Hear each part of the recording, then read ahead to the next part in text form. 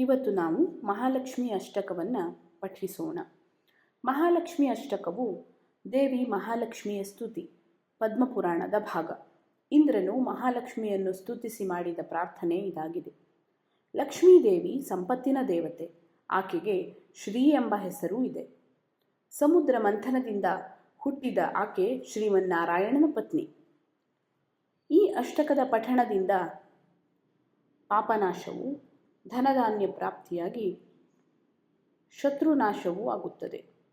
ಹಾಗೆಯೇ ಮಹಾಲಕ್ಷ್ಮಿ ನಮ್ಮೆಲ್ಲ ವಾಂಛಿತಗಳನ್ನು ಈಡೇರಿಸಿ ಜೀವನದಲ್ಲಿ ಸುಖ ಶಾಂತಿ ನೆಲೆ ನಿಲ್ಲುವಂತೆ ಮಾಡುತ್ತಾಳೆ ಎನ್ನುತ್ತದೆ ಈ ಅಷ್ಟಕದ ಫಲಶ್ರುತಿ.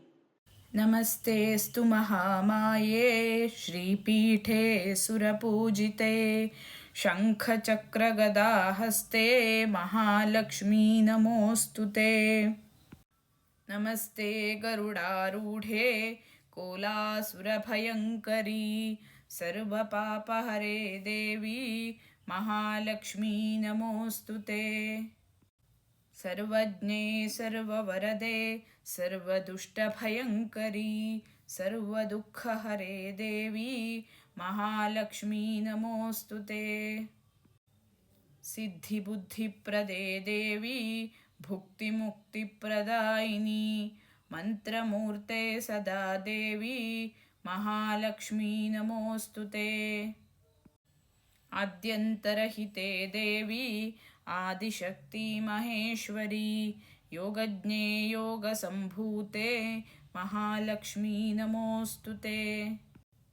ಸ್ಥೂಲ ಸೂಕ್ಷ್ಮ ಮಹಾರೌದ್ರೇ ಮಹಾಶಕ್ತಿ ಮಹೋದರೇ ಮಹಾಪಾಪಹರೆ ದೇವಿ ಮಹಾಲಕ್ಷ್ಮೀ ನಮೋಸ್ತುತೆ. ಪದ್ಮಾಸನಸ್ಥಿತೆ ದೇವಿ ಪರಬ್ರಹ್ಮಸ್ವರೂಪಿಣಿ ಪರಮೇಶಿ ಜಗನ್ಮಾತರ ಮಹಾಲಕ್ಷ್ಮೀ ನಮೋಸ್ತುತೆ.